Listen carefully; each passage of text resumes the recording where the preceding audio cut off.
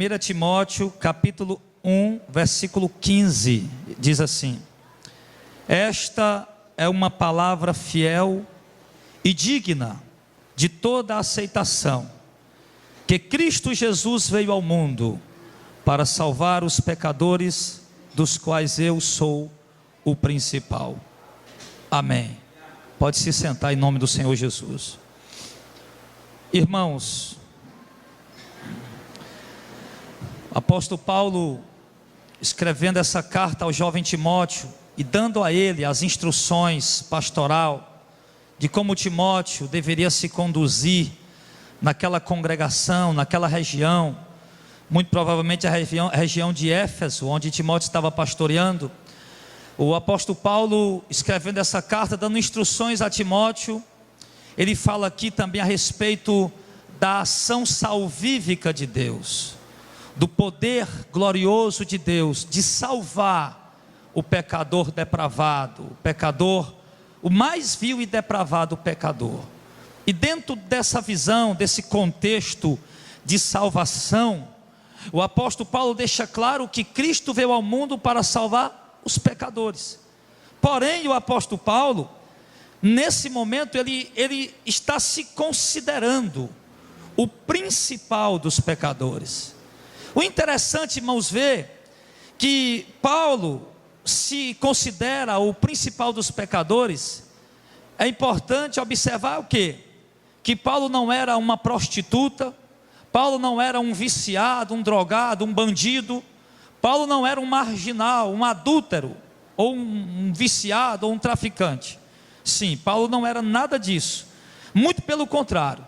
O apóstolo Paulo, ele era um homem altamente religioso, e religioso praticante, e altamente inclusive capacitado dentro da sua religião. Nós temos a referência sobre, porque nós estamos vendo um homem dizendo que era o principal dos pecadores, o pior dos pecadores, o mais pervertido ou depravado dos pecadores. Logo vem na nossa mente o quê? Não, esse cara era um bandido, esse cara era um prostituto, um adúltero, um cara que vivia fazendo, se prostituindo nas farras, bebendo. Logo que vem na mente da gente é isso. Mas não, quando Paulo diz que ele era o principal dos pecadores, ou o pior dos pecadores, isso era na época que ele era um homem altamente religioso, e altamente inclusive capacitado dentro da sua religião. Eu quero que você olhe o quanto esse homem era capacitado dentro da sua religião, abrindo aí a sua Bíblia lá em Filipenses, faltando só um pouco aí, capítulo 3, versículo 5 e versículo 6 diz assim, Paulo falando sobre ele: circuncidado ao 8º dia, da linhagem de Israel, da tribo de Benjamim, hebreu de hebreus, segundo a lei fui fariseu, segundo o zelo perseguidor da igreja, e segundo a justiça que há na lei, irrepreensível. Então o que é que Paulo está dizendo? Paulo está dizendo aqui quem ele era. Paulo está dizendo que ele era um judeu religioso, cumpridor de todas as obrigações do judaísmo, um homem que dava dízimo, um homem que dava oferta, um homem praticante no judaísmo, um homem de uma vida piedosa, de uma vida sincera, de uma vida de oração, um homem que vivia, procurava viver, acreditando ele para a glória de Deus. Mas agora que os seus olhos foram abertos, ele está reconhecendo que ele, com toda essa religiosidade, com todas essas práticas piedosas, religiosas, ele está reconhecendo que ele não passava do pior dos pecadores, do mais pervertido e depravado dos pecadores. Na verdade, Paulo era igualzinho, meus irmãos, o que eu quero dizer aqui, ele era igualzinho ao que muitos de nós estamos sendo hoje. Paulo era igualzinho, não tem diferença ao que muitos de nós estamos sendo hoje. Paulo, ele era um teólogo ou um leigo zeloso da sua fé. Ele era um homem também zeloso pela doutrina da sua denominação e dos ensinamentos que ele aprendia. Era um homem que de fato praticava piamente, justamente, todas as ordenanças que ele aprendia na sua religião. E hoje nós temos visto muitos evangélicos, muitos católicos e outros religiosos também se considerando pessoas justas, pessoas boas. Porque quando Paulo ainda estava cego, ainda não conhecia Cristo, ainda não tinha sido revelado a ele a revelação da verdade, da palavra genuína e verdadeira, ele, ao praticar a sua religião, ao viver a sua religião, eles consideravam a pessoa certa, eles consideravam a pessoa justa, ele se considerava que ele estava no caminho certo, que ele era uma pessoa boa e que pelos seus esforços ele estava salvo. Até que Deus abriu os olhos dele, ele percebeu que não era nada disso. E hoje muitos católicos, evangélicos e outros religiosos estão também se considerando também justos, bons e em dias com Deus, pelo simples fato de quê? De estarem cumprindo as obrigações religiosas que a sua denominação impõe. Algumas pessoas estão se achando boas por isso. Não, eu já estou dando meu dízimo. Não, eu já estou dando minhas ofertas. Estou fazendo jejuns. Estou dando esmolas. Estou fazendo minhas orações. Mas eu quero lhe dizer que Paulo, o Paulo que era o maior dos pecadores, também praticava tudo isso. Pode olhar lá o que está escrito lá em Lucas capítulo 18, no verso 11 e o verso 12, quando o Senhor Jesus propõe aqui uma ilustração de algo que de fato aconteceu, e Jesus traz uma parábola em relação a isso. Ele diz em Lucas 18, verso 11, que duas pessoas foram ao templo para orar, um era um fariseu, o outro era um publicano, pecador. E o fariseu, Paulo era fariseu. E o fariseu, verso 11, Lucas 18, o fariseu estando em pé, orava consigo dessa maneira: ó Deus, graças te dou, porque não sou como os demais homens, roubadores, injustos, adúlteros, e nem ainda como esse publicano. Eu jejuo 2 vezes por semana, dou o dízimo de tudo quanto eu possuo. Então Paulo era um desses aqui, meu irmão. Paulo era um homem que não era, como eu disse, que não era adúltero, que não roubava ninguém, que não era injusto, e não era como os demais pecadores que haviam ali. Paulo, ele era um homem que jejuava 2 vezes por semana como um fariseu. Ele era um homem que dava o dízimo de tudo quanto ele possuía, de tudo quanto ele colhia do seu campo. Ele era um homem que fazia esmolas. Ele era um homem que fazia orações, inclusive tinha as orações diárias, uma na parte da manhã, outra às 3 da tarde, que era o momento das orações dos judeus, momento da hora do sacrifício às 3 da tarde, o povo estava ali orando, quem seguiu o judaísmo fazia isso. Então ele tinha todas essas práticas piedosas, todas essas práticas, ações religiosas, todas essas atitudes. Sim, ele era um homem zeloso, como muitos de nós aqui estamos sendo. Você que é católico, você que é evangélico, espírita, muçulmano, você que tem alguma religião budista, sim, você que tem alguma religião, e você procura viver uma vida piedosa, uma vida reta, e cumprir os preceitos da sua religião piamente, e fazer o que os seus líderes estão ensinando, e andar de acordo com a liderança da sua igreja está orientando, e você que tem recebido orientações, direções na sua religião, na sua igreja, na sua denominação, e você tem praticado elas direitinho, e no seu coração você se considera uma pessoa justa, no seu coração você se considera uma pessoa reta, no seu coração você se considera uma pessoa que está em dias com Deus, pelo simples fato de quê? De estar cumprindo suas obrigações religiosas que a sua denominação impõe. Então, querido, era assim que Paulo vivia, e é assim que muitos de nós estamos vivendo. Por exemplo, quantas pessoas chegam no período do carnaval, e elas pulam carnaval, e trai a mulher, e trai o marido, e bebe cachaça, se prostitui, fornica, e na quarta-feira de cinza estão lá na igreja católica, recebendo um sinal na testa aqui, com a cinza de uma cruz. Quem aqui já recebeu isso aí? Eu já recebi. Alguém mais recebeu também? Quase todo mundo aqui. Vocês eram uns idólatras medonhos, né, irmão? Misericórdia, Jesus. Com grande libertação o Senhor Deus deu a vocês, né? A nós todos, em nome de Jesus. Então nós éramos assim, meu irmão. Eu me lembro, irmão, que quando, por exemplo, quando eu era católico, muitas vezes eu ia para me confessar com o padre, e quando eu voltava da confissão, eu passava no bar, eu digo, vou cometer o primeiro pecado agora. Já ia tomar uma cachaça ou uma cerveja. Então, irmãos, o ser humano tem vivido, e eu achava que eu estava em dias com Deus. Não, eu já me confessei, eu já comunguei, eu já tomei a hóstia, eu já dei minhas contribuições, minhas ofertas, eu já fiz algumas obras de caridade, agora pronto, agora eu estou de bem com Deus.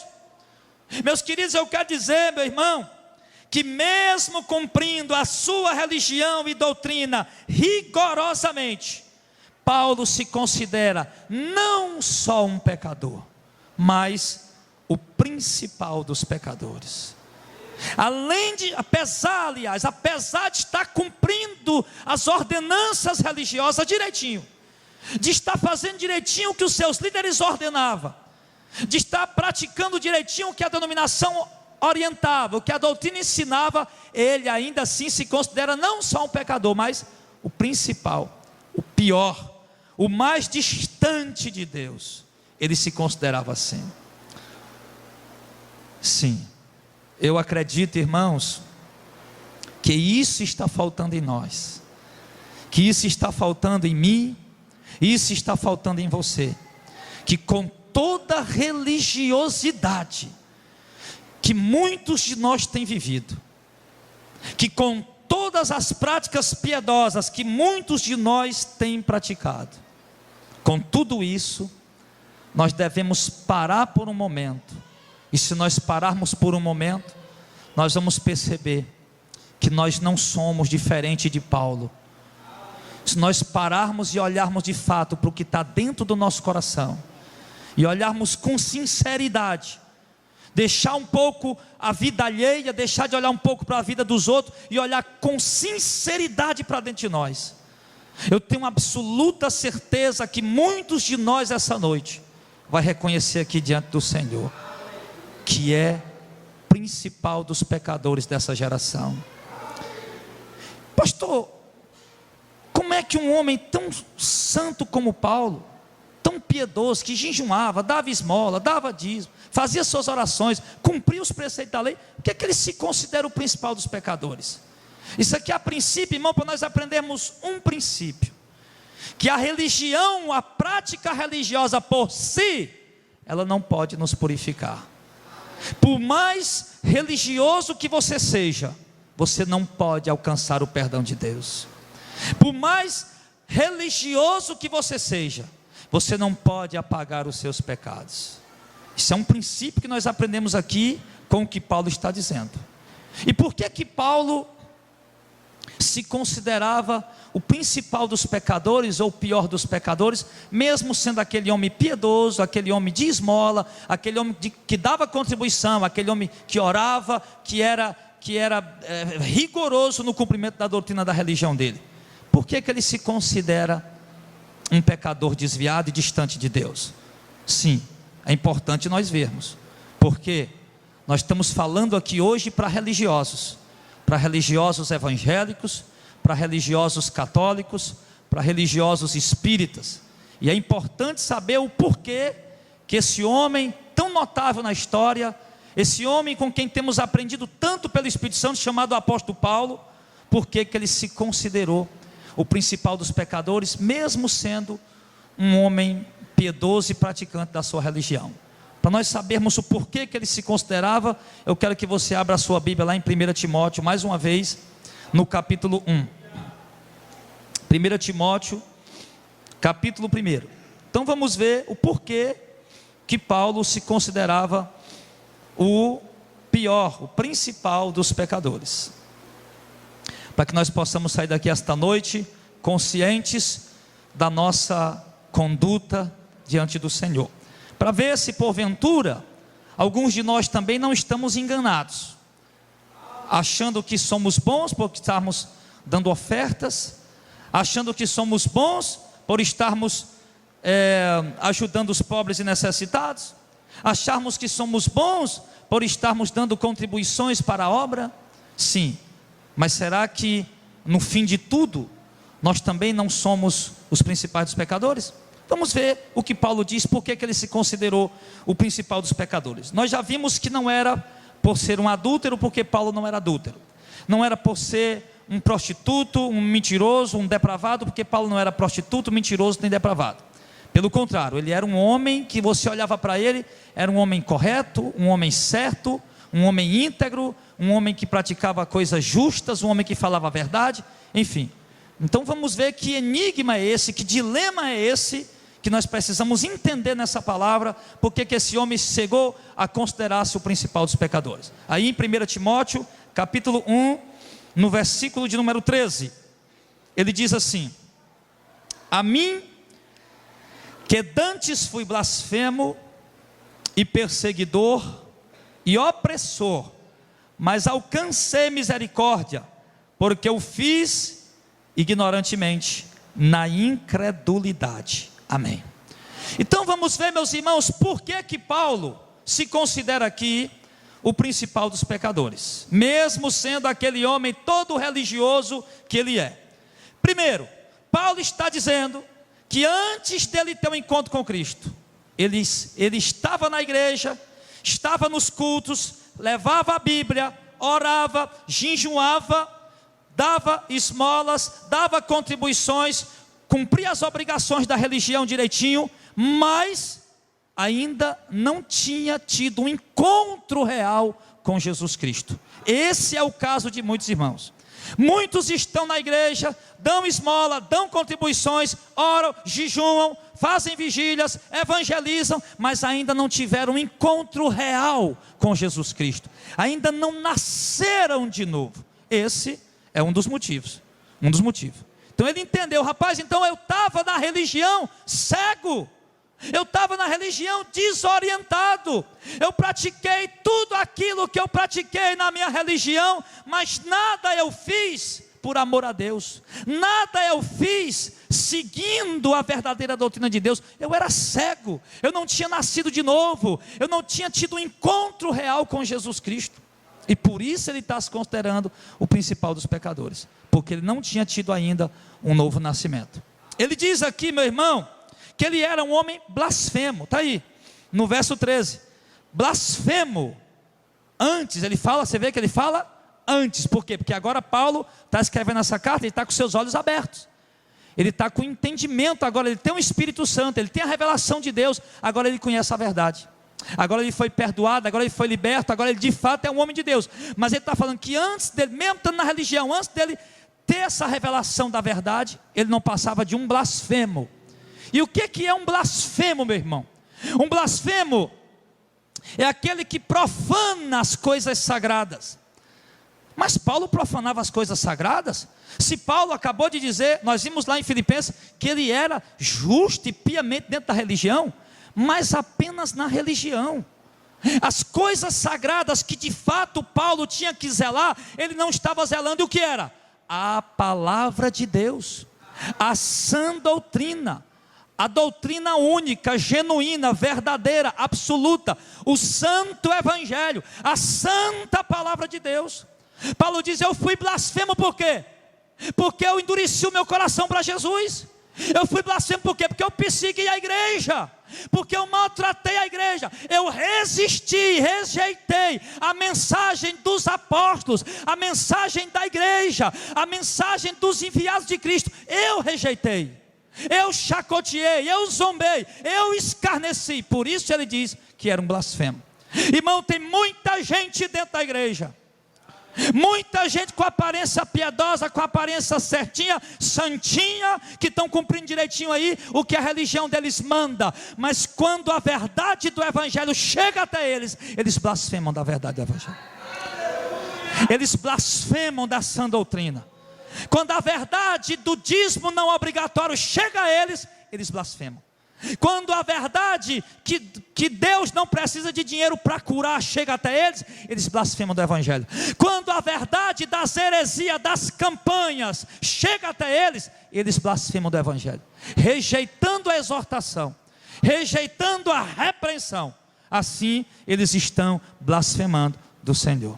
Era essa blasfêmia que Paulo praticava, quando ele rejeitou a mensagem que os apóstolos estavam pregando.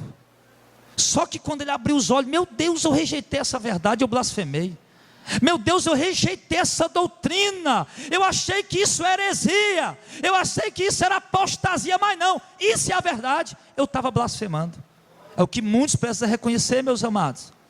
Muitos precisam reconhecer, reconheça, abra seus olhos, meu irmão, abra-se e aceite ser exortado, aceite ser repreendido, reconheça que essas campanhas são heresias, reconheça que o comércio da fé é heresia, reconheça que vender os dons de Deus é heresia, é apostasia, é profanação. Reconheça que o show gospel é depravação, é desvio doutrinário, é heresia. Reconheça, porque enquanto você estiver com o coração duro para não aceitar essa exortação, você estará blasfemando do Senhor. Paulo entendeu que blasfemou do Senhor por causa disso, por ter rejeitado a doutrina que foi entregue a ele.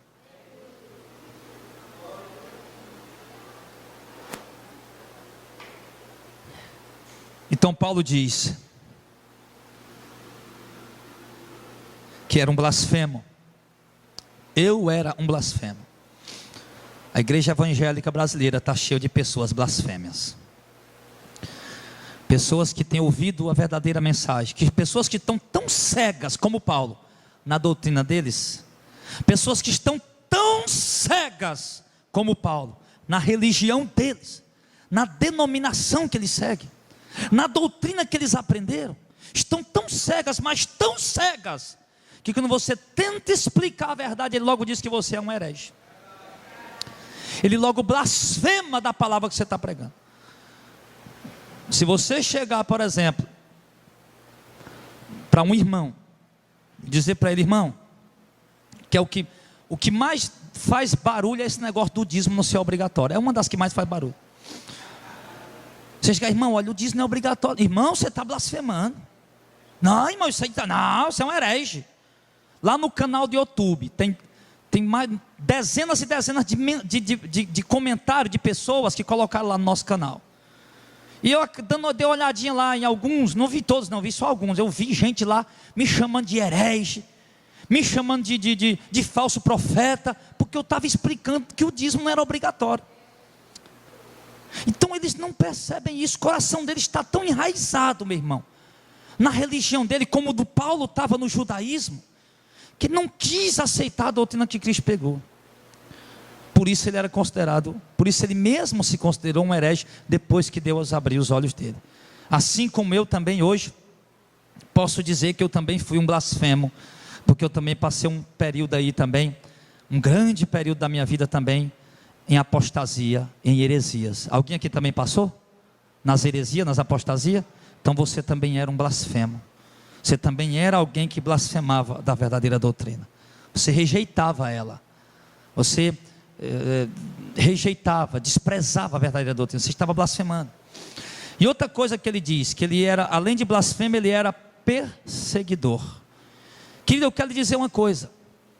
Aqui no Brasil, as igrejas verdadeiras de Cristo, que pregam o verdadeiro evangelho, elas são perseguidas. Elas são perseguidas.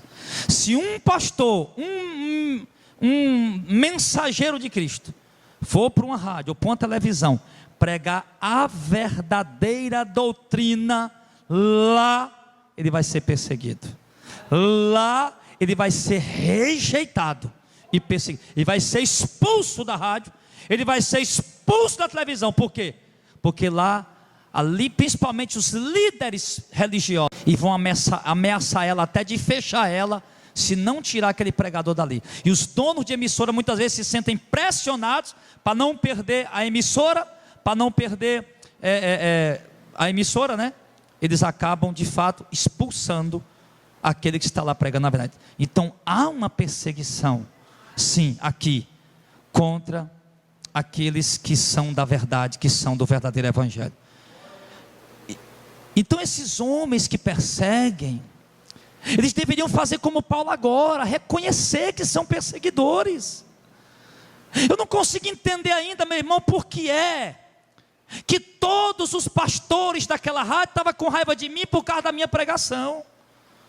Se você olhar para o canal do YouTube, você vai ver as pregações que nós pregamos, irmão, é apenas a Bíblia simples como ela é. explicando os versículos de uma forma simples, de uma forma singela. Tanto é que não tem pregações extraordinárias demais, são apenas mensagens simples dentro da santa doutrina, dentro do santo evangelho. E por que eles perseguiram? Por quê?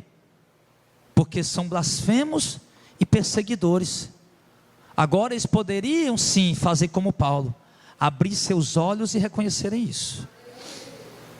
E Paulo disse que era mais o quê? Porque assim, irmão, quando você é muito religioso, né?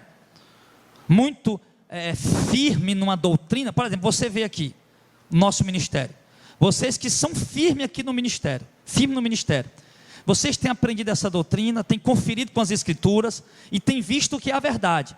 Então a gente de fato prega mesmo, e protesta mesmo, e exorta mesmo, e repreende mesmo as heresias e os falsos profetas. Repreende mesmo, certo? E lá eles acabam se sentindo perseguidos por nós, mas não, nós estamos tão somente pregando a verdade que deveria ser pregada. E eles lá do mesmo jeito, estão lá pregando as heresias dele, a falsa doutrina deles, e quando nos veem pregando essa verdade, acabam se arremetendo contra nós, vindo contra nós para nos perseguir, e tentando calar a pregação dessa palavra. E Paulo diz também aqui, irmãos, que ele era opressor. Ele era opressor. Por quê? Porque ele oprimia os seguidores de Cristo e obrigava eles a blasfemar. Obrigava. Muitos cristãos foram presos por Paulo. Ele tinha cartas das autoridades romanas e judaicas para ir às cidades circunvizinhas e entrar naquelas cidades, e mesmo dentro de Jerusalém, dentro da Judeia, e em outras cidades do Império Romano. E ele tinha autoridade por carta, tanto das autoridades religiosas como políticas romanas e judaicas, de ir perseguir aquele povo e trazer eles presos. E ao trazê-los presos, Paulo, juntamente com outros que andavam com ele, obrigava aqueles irmãos a blasfemar, oprimia os cristãos. Então os cristãos, eles eram oprimidos. Paulo era um perseguidor de cristãos, era um opressor de cristãos. O cristão não podia viver a fé verdadeira dele, que Paulo já estava ali para oprimir ele. Um cristão não podia abrir a boca para pregar a verdade, que já estava ali o Império Romano, já estava ali Paulo, os fariseus ali para oprimir os cristãos que estavam pregando a verdade. Tanto é que muitos foram mortos, assassinados e torturados até a morte. Eles eram oprimidos. Paulo era um desses opressores. Então, há muitos religiosos que oprimem os verdadeiros servos de Deus para os impedir de viver a sua fé genuína. E isso talvez, provavelmente alguns de vocês passam por isso. Alguns de vocês sofrem esse tipo de opressão. Alguém não quer que vocês vivam essa palavra genuína. Alguém que não quer que vocês pratiquem essa palavra verdadeira. Acabam lhe oprimindo. E quem lhe oprime muitas vezes são os próprios religiosos. É uma mulher que está na igreja, é uma esposa que diz que é evangélica. É um marido que diz que é evangélico. Marido diz: mulher, essa igreja você está indo aí, está lhe ensinando muita coisa, você está muito estranha. Esse negócio de santidade, de obediência, submissão, você está muito estranha. E o marido também diz que é evangélico. Ou a mulher também diz que é evangélica, acaba oprimindo o marido. Homem, depois que tu foi para essa igreja aprender essa doutrina aí, tu parece que endoidou. Tu parece que ficou maluco, parece que pirou de vez. E ela também é evangélica, mas fica oprimindo o marido. Por quê? Porque o marido está na verdade, ela não está. E em outros casos vice-versa. A mulher está na verdade e o marido não está, e o marido é evangélico, mas não precisa de tudo isso aqui também, não precisa de tudo isso aí é exagero, isso aí é demais, e não é. É porque as pessoas estão acostumadas com o evangelho diluído, fraco, que estão pregando por aí. As pessoas estão acostumadas com esse evangelho, irmão, esse evangelho gospel que está sendo de festas, de festinhas, de balada, de entretenimento, de músicas mundanas e carnais e profanas. As pessoas estão acostumadas com isso. E quando vê um crente como você pregando a verdade, vivendo a verdade, eles mesmos caem para cima de ti para te oprimir, dizendo que agora você está radical, dizendo que agora você está exagerando. Não, meu irmão, você não está radical, você não está exagerando, você apenas está seguindo de fato a doutrina que ele também deveria seguir. Mas Paulo, religioso, oprimia. E a igreja evangélica apóstata atual, ela também oprime aqueles que querem pregar a verdade. Oprimem. Eles acabam dizendo que não precisa disso. Não, deixa aí, Deus é bom, todo mundo faz como quer, não precisa ninguém dizer nada não. Eles acabam dizendo que você é um confuseiro, é um agitador, que você está aí falando o que não sabe, o que não entende. Eles acabam falando isso. Acabam dando um exemplo de cantores e pregadores que fazem, mas não dão exemplo de Cristo e dos apóstolos, que devem ser os exemplos a ser seguidos. Então, de fato, irmãos, há os opressores atuais. E Paulo diz também que ele era o quê? Era um homem religioso, era um homem de igreja, um homem de oração, um homem de jejum, de esmola, de dízimo, de contribuições, porque ele cumpria direitinho a religião dele. Mas com tudo isso, ele diz agora aqui, que ele fez isso ignorantemente na incredulidade, ou seja, duas coisas. Agora ele reconhece, rapaz, eu fiz isso por ignorância. E o que é ignorância? Ignorância é a ausência do conhecimento. Por exemplo, eu sou totalmente ignorante em motor de carro. Ignorante. Já tem uma pessoa aqui que não, que entende melhor. Ele não é ignorante, eu sou ignorante porque eu não entendo. Então a ignorância é a falta de conhecimento de determinada coisa. Possa ser que eu sou ignorante na questão de motor de carro, mas possa ser que eu seja muito hábil, por exemplo, em montar um ventilador. E o irmão que é hábil para motor de carro, ele é ignorante na questão de montar um ventilador. Então a ignorância é a ausência do conhecimento. Então o que é que Paulo está dizendo? Mas meu irmão, pelo amor de Deus, Paulo era um erudito. Paulo era um teólogo. Paulo era teólogo, por assim dizer, um homem que estudava as escrituras da lei antiga. Paulo era um teólogo, Paulo era um erudito, um homem estudado. Ele chega a dizer que do judaísmo, da idade dele, ele sobressaía tudinho em conhecimento. Ele sobressaía todos em entendimento. Era um homem altamente capacitado. E agora ele está dizendo, olha, eu era um ignorante. Eu era um homem desprovido de entendimento, de conhecimento da vontade de Deus. Eu conhecia apenas a vontade do meu pastor, eu conhecia apenas a vontade da minha religião, eu conhecia apenas a vontade da minha denominação, eu conhecia apenas a doutrina que me ensinaram lá na igreja. Eu era ignorante na palavra. É isso que Paulo está dizendo. Era ignorante, não conhecia a verdade. Jesus chegou a dizer para os judeus, vocês examinam as escrituras e acreditam que nelas há vida eterna, e elas testificam de mim, e agora eu cheguei e vocês não querem vir a mim para ter salvação. Ignorância. Faz teologia, os pastores de hoje fazem teologia, fazem graduação, pós-graduação, doutorado, anel no dedo, diploma na parede, mas são ignorantes quanto à palavra de Deus. São teólogos de uma retórica excelente, de uma palavra extraordinária, de uma pregação estrondante e estonteante, mas não dentro da verdade, porque são ignorantes quanto à verdade. Você está vendo isso, irmão? Pode ser que a pessoa entenda muito da sua religião, entenda muito sobre a Bíblia, sabe os livros que foram encontrados, sabe até o nome dos livros que foram encontrados no Mar Morto, sabe o que é um para-chote, sabe o que é cristologia, angiologia, e outras cadeiras e estudos aí teológicos, sabem se expressar muito bem sobre sobre a história dos judeus, sobre fatos históricos, mas quanto à doutrina e à verdade que se deve ser seguida e obedecida, eles são ignorantes, assim como Paulo era. E Paulo agora reconhece. Paulo se achava tão capacitado, irmão. Paulo se achava o cara. Ele se achava o cara.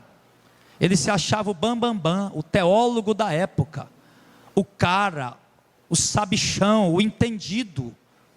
Eu vou perseguir esses crentes aí, tudo que eles estão pregando aí está errado. Esse tal de Jesus, isso é uma mentira. Isso aí está errado, isso aí é uma conversa fiada. Eu sou teólogo, está aqui a lei. A lei diz que ele vai nascer em Belém da Judéia. Esse tal de Jesus aí, ele veio lá de Nazaré, ele nasceu em Belém da Judéia. A escritura diz que ele vai ser filho de uma virgem. Olha a mãe dele aí, tem um monte de filho, e é casada com um carpinteiro. A escritura diz que ele vai ser um rei poderoso. Olha quem ele é, um carpinteiro pobre. O cara não tem nenhuma casa para morar. Esse não é o Messias. O cara, meu irmão, entendia muito do que tinha aprendido com seus professores, mas ignorante no que se tratava da revelação doutrinária, da revelação bíblica. Então, irmãos, esse é o retrato dos homens de Deus de hoje, os Paulos de hoje. Não me refiro aos Paulos de hoje no fato de serem homens de Deus, pregadores da verdade, operadores de prodígios, não.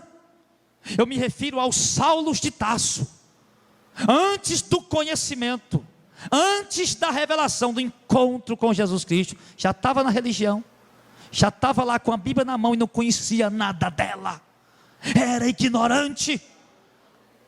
Para que fazer teologia? Para que fazer cadeira teológica, curso teológico, se especializar, se formar, doutorado, graduação, pós-graduação, se você continua sem conhecer nada de Deus, meu irmão? Se você continua na ignorância, sem conhecer a vontade de Deus, que adianta isso? Não adianta nada. Quanto talvez não, com certeza, tem muitos leigos que não têm o primário, não tem um primeiro ano de estudo e conhece muito bem a vontade de Deus.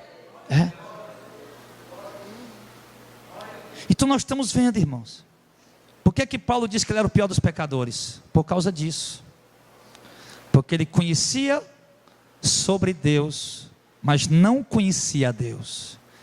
Ele conhecia sobre as Escrituras, mas não conhecia as Escrituras.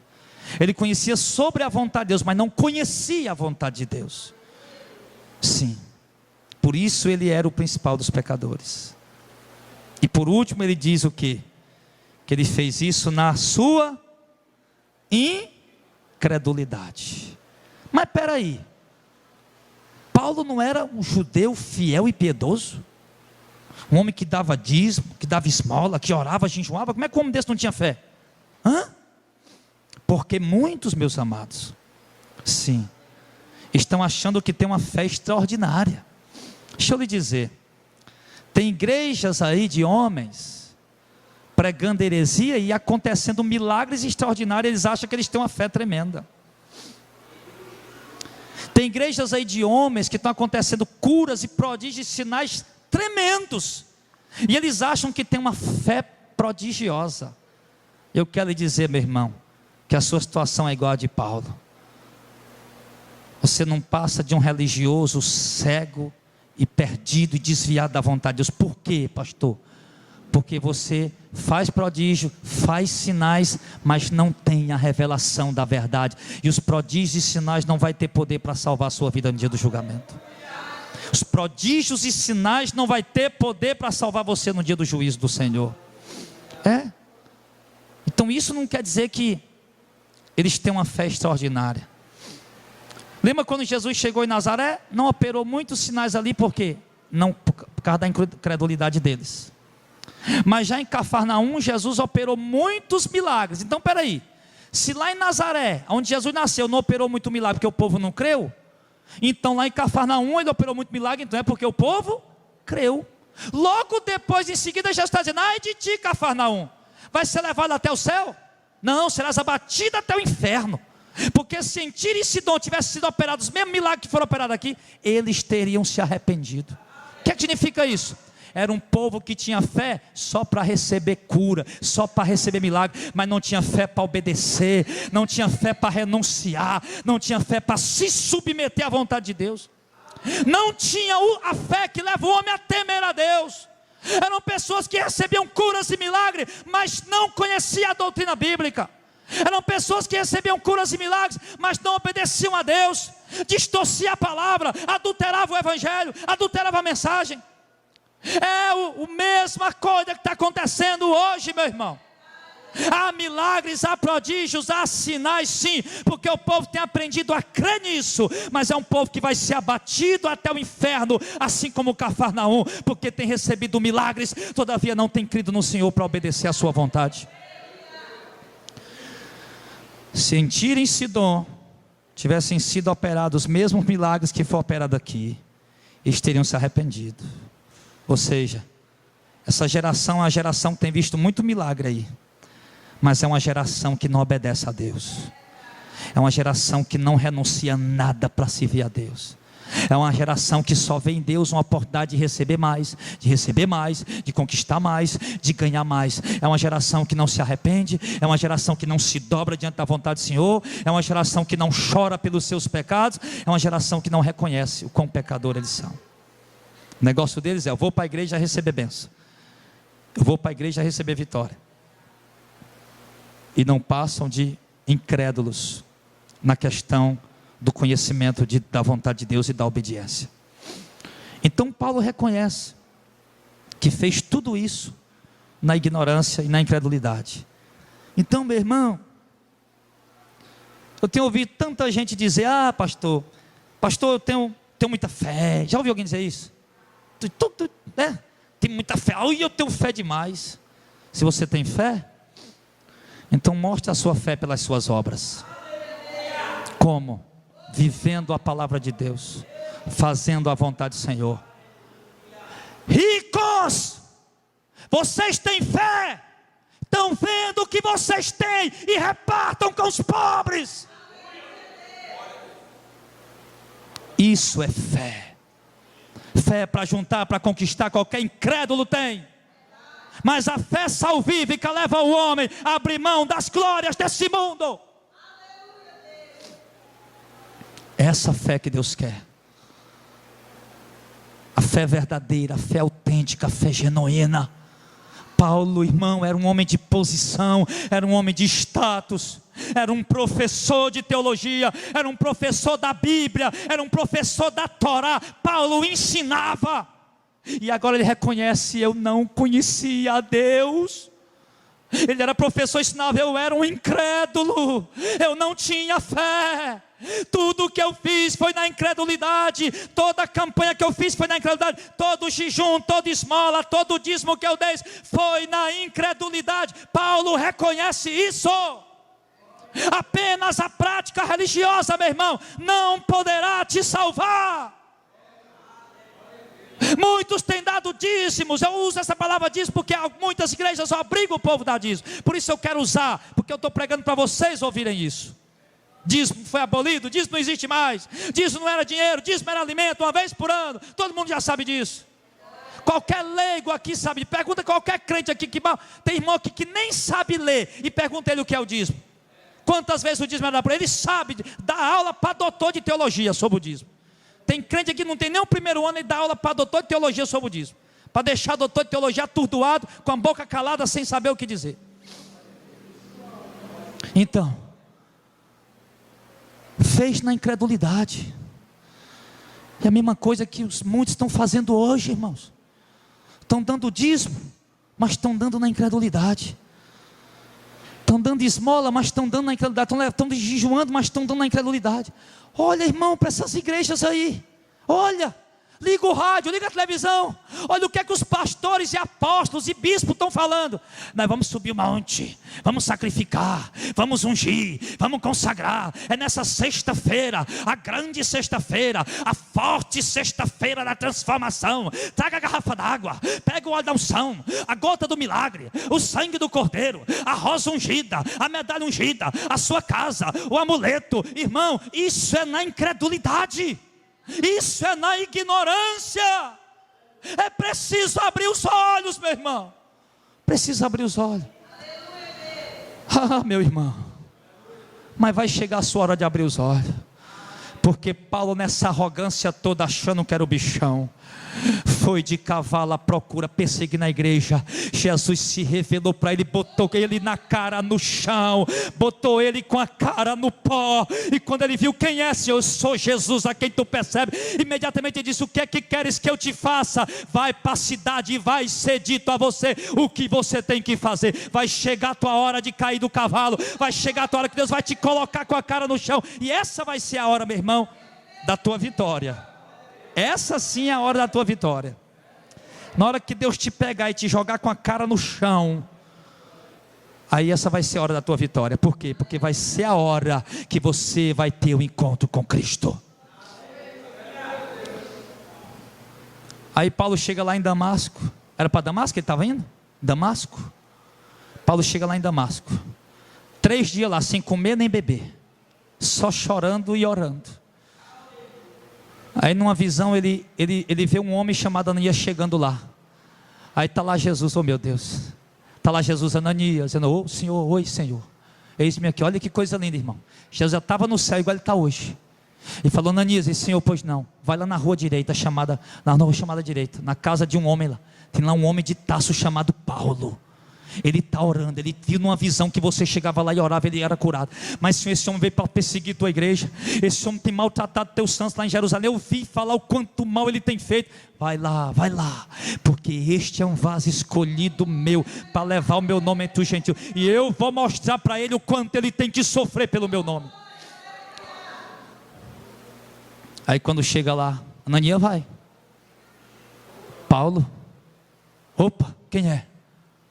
Eu sou Ananias, o Jesus que te apareceu no caminho, mandou vir aqui, para que você seja curado, e volte a enxergar, agora não mais com os olhos da religião, mas pelos olhos do Espírito Santo.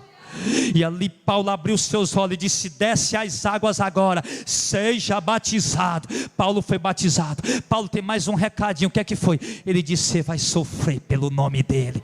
E Paulo foi, Paulo se converteu, Paulo fez a obra, Paulo viveu e morreu para a glória do Senhor, reconheceu o seu pecado, reconheceu que era o pior dos pecadores, e agora seguindo a verdade.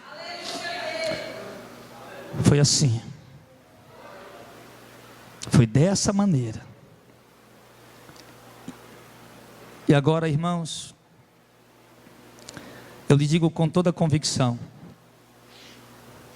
que a maioria dos pastores, pregadores, cantores, missionários, evangelistas, líderes, e até mesmo alguns de nós aqui, sim, estamos dessa mesma maneira, como Paulo estava. Vivendo piamente a religiosidade, sem conhecer a Deus. Vivendo piamente a religiosidade na ignorância, na incredulidade. Eu fico olhando, meu Deus do céu. Teve uma festa gigantesca agora aqui no Brasil, chamaram o Ciro de Nazaré. Só em Belém do Pará foi mais de 80 mil pessoas. Houve outros lugares que juntaram mais de 100 mil pessoas. Pessoas que saem, irmão, que juntam dinheiro o ano inteiro para ir para essa cidade. Uns vão a pé, outros ao chegar lá vão andar de joelho, outros levam a cruz nas costas, outros vão descalço, meu irmão. Uma força extraordinária, mas tudo isso praticado na incredulidade, sem o conhecimento de Deus. Na incredulidade. Quantas pessoas têm se doado, se gastado para ir para os cultos, para ir para os shows, acreditando que aquilo é uma bênção de Deus, se matado para dar os seus dízimos. Não, esse mês, meu Deus do céu, eu estou numa crise medonha, esse mês eu estou desempregado, o meu filho está precisando de um remédio, esse único dinheiro que eu tenho aqui é do dízimo, se eu tirar esse mexer no dia do dízimo, eu vou para o inferno, eu vou roubar a Deus, eu vou ser condenado. Não, eu vou pegar e dar o dízimo, porque eu tenho que dar para o devorador. Não, vi, filho, o devorador já está lá, é o teu pastor que está acabando com a tua vida, fazendo tudo, todo e quanto esforço, irmão, quanta dedicação, quanta entrega, mas tudo na incredulidade e na ignorância. Está faltando nessas pessoas um encontro verdadeiro com Jesus Cristo, e com muitos de nós também. Eu tenho dito para os obreiros, eu digo, olha, as pessoas quando ouvem essa pregação na internet, na rádio, elas são impactadas, é uma mensagem forte. Pai, eu vou, quero ir lá.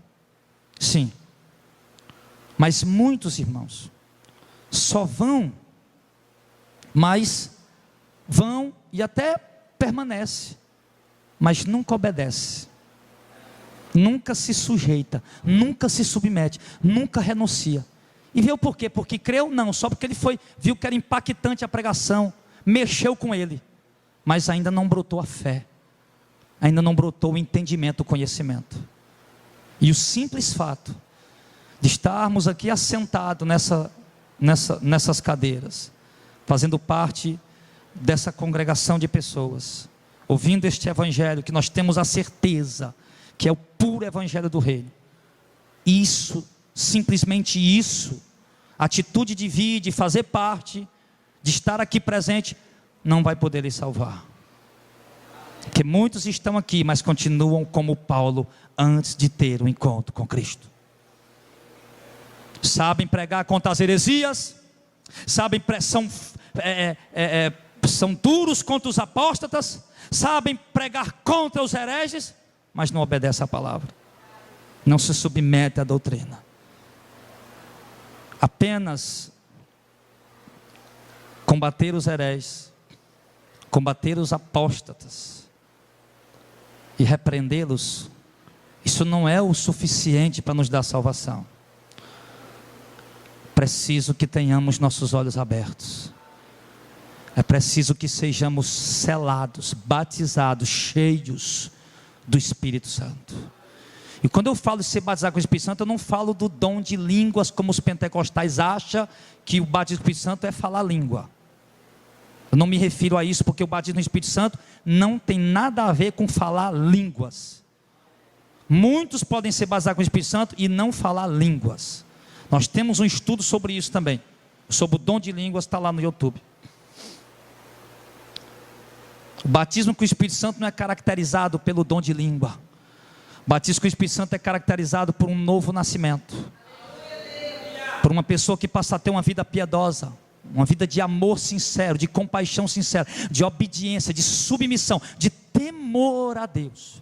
Ele passa a ter a revelação verdadeira, viva, palpável, dentro do coração, que as mansões celestiais são reais, que elas são verdadeiras. Ele passa a desejar, a ansiar, a almejar isso. Ele passa a desejar a vinda do Senhor.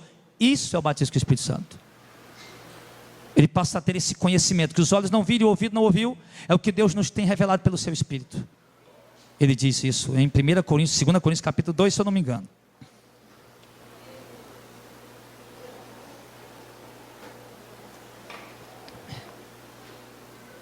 Então, amado,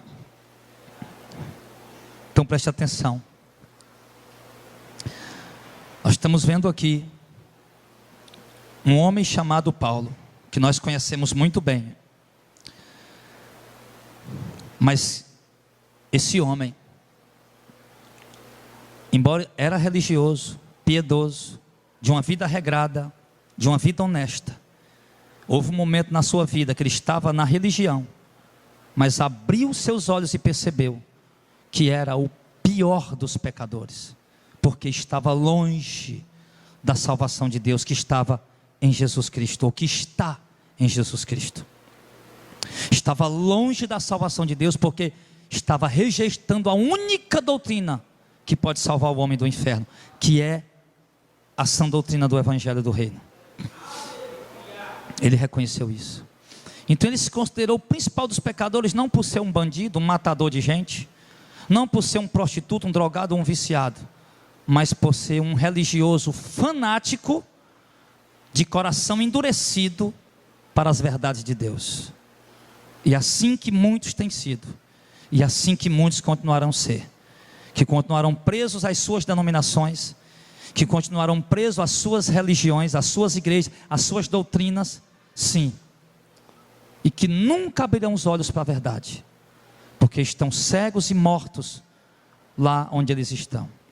Mas, se houver reconhecimento disso, arrependimento e conversão, aí haverá perdão para você, haverá perdão para nós. Um dia eu fui um herege, estava na igreja católica, vim para a igreja evangélica e passei a pregar heresia, teologia da prosperidade, campanhas, shows, forrós, entretenimento gospel, para atrair multidões, o sensacionalismo, o triunfalismo. E Deus abriu meus olhos, e eu achava que tinha tanta fé, e olha que tinha milagres no nosso ministério. Eu posso levar qualquer um de vocês lá, para os irmãos que eu pastoreava na congregação do Rick Jorge, para você conversar com eles. Quando o pastor Jadel dirigia aqui, tinha milagre, ele falou que tinha milagre, é verdadeiro ou é mentira? Pergunte.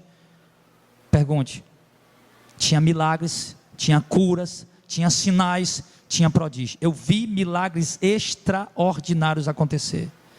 Eu vi. Tinha tudo isso. Eu achava que eu era o Saulo de Tarso, o cara da vez. Eu achava que eu era né? Eu achava que eu era. E de repente Deus me tomou e me levou aos lugares mais baixos, me levou aos desertos mais sombrios, aos vales mais desertos e às angústias mais profundas, para me mostrar que eu não passava de um incrédulo, que eu não passava de um ignorante que não conhecia nada dele, que eu não passava de um herege, e que eu precisava conhecer a Ele, a vontade dEle e obedecê-lo. E por isso nós estamos hoje aqui. E como Paulo reconheceu, agora eu reconheço. E é importante que vocês reconheçam. E vocês, pastores. Outro dia agora, um irmão, um obreiro aqui da igreja, ligou para um pastor de uma rádio aí, que estava pregando uma heresia. E esse pastor falou para o irmão: não, eu sei, mas é porque eu não posso mudar uma doutrina, que eu já venho pregando isso há anos. Eu disse: meu querido, pelo amor de Deus, se nós ao reconhecermos quando a doutrina está errada e não mudarmos, é porque nós ainda continuamos cegos como Saulo de Tarso. Mas se nós ao reconhecermos quando a doutrina estava errada e mudar para a verdade, então é sinal que nós não somos mais Saulo, agora nós somos Paulo convertido. É isso que eu quero dizer para os pastores e líderes. Eu quero entregar uma mensagem de Deus para vocês. Quero dizer para você que está aqui, para você que me ouve agora na rádio ao vivo, para você que me ouve pelo YouTube, que não é feio, não é ridículo, não é sinal de fraqueza você reconhecer que está em apostasia e pregando heresias. Pelo contrário, você reconhecer, se arrepender e se converter disso, isso é louvável diante de Deus. Se essa palavra te encontrou, meu caro pastor, evangelista, missionário, você, é porque você é Deus quer te transformar num Paulo. É porque Deus quer te fazer um homem de Deus, um pregador da verdade. Deus quer te resgatar dessa heresia, dessa apostasia, e quer te fazer um verdadeiro ganhador de almas. Paulo mudou. Será? A coisa mais digna e louvável que eu vejo no evangelho para com o homem é o arrependimento. Arrependimento dos vícios, arrependimento da prostituição, arrependimento da mentira, do adultério, o arrependimento da heresia, da apostasia, da falsa doutrina, o arrependimento. E o nosso orgulho não nos deixará arrepender. Paulo era orgulhoso, mas não tem, irmão, quem segure o orgulho após ter um encontro real com Cristo. É preciso que haja em nós aqui, irmãos. Essa palavra foi para os apóstatas? Foi para os hereges? Foi, mas foi também para todos os que frequentam igrejas, que congregam igrejas, como queira chamar, que são membros, discípulos, como queira chamar. Todos, seja quem está aqui, quem faz parte desse ministério, seja para mim, seja para vocês, seja para todos, seja para todos. É uma mensagem para nós, uma exortação para nós. Será que de fato nós estamos sim fazendo a vontade de Deus, servindo a Deus, ou estamos apenas fervorosos, firmes numa doutrina que está nos levando para a condenação? É preciso que nós abramos o nosso entendimento. É preciso reconhecer isso, que você é o pior dos pecadores. Eu sei que você não é uma prostituta, um drogado, um viciado, você é uma pessoa da igreja. Você é o pior dos pecadores porque você está em apostasia. Você é o pior dos pecadores porque você está em heresia, porque você é um ignorante quanto à palavra de Deus, você é um incrédulo. Foi isso que Paulo se intitulou. Mas aí houve o reconhecimento disso, e houve também o arrependimento, e houve a conversão. Se houver isso, irmão, haverá perdão. É como ele diz aqui em 1 Timóteo 1 ainda, no versículo 16, ele diz: por isso alcancei misericórdia, para que em mim, que sou o principal dos pecadores, Jesus Cristo mostrasse toda a sua longanimidade, para exemplo dos que haviam de crer nele para a vida eterna. Ora, ao Rei dos séculos, imortal, invisível, ao único Deus, seja honra e glória para todos sempre. Amém. Paulo finaliza aqui, nós estamos finalizando, aliás, com o que Paulo está dizendo, que ele disse: a graça de Deus me alcançou, o Deus que me escolheu no ventre da minha mãe, e me permitiu andar nas heresias, na apostasia, sim, eu alcancei misericórdia dele, eu que sou o principal dos pecadores. Por quê? Deus deu arrependimento ao principal dos pecadores, para colocar ele, por exemplo, para todo aquele que seja pecador, tão desvirtuado e distante de Deus como Paulo era, para que essa pessoa possa saber que há perdão para você, se houver arrependimento. Para que você possa saber, seja você muçulmano, seja você espírita, seja você católico, evangélico, herege, que é a maioria das igrejas, mais de 80, 90% das igrejas, seja quem for você, Deus salvou esse pecador depravado, sim, para mostrar para você que há perdão para você. Aí você diz: ah, mas eu não sou um pecador depravado, eu sou uma pessoa boa, justa, piedosa, eu vou para a igreja, eu rezo, eu tiro o terço, eu vou para as novenas, eu faço, pago promessa, eu vou para a missa. Mas é exatamente esse o seu pecado, a sua depravação. Paulo chegou a comparar esse tipo de pecado, irmão, mais grave do que os pecados praticados no mundo. Quando Paulo diz que é o principal dos pecadores, ele está dizendo que é mais pecador do que uma prostituta, do que um drogado, um viciado. E eu me lembro das palavras de Martinho Lutero, o reformador, que Martinho Lutero disse que os guardas de bordéis, você sabe o que é bordel? Os guardas de bordéis não são mais pecadores do que esses padres que pregam heresia. Na época dele eram os padres que estavam lá se desviando da doutrina verdadeira.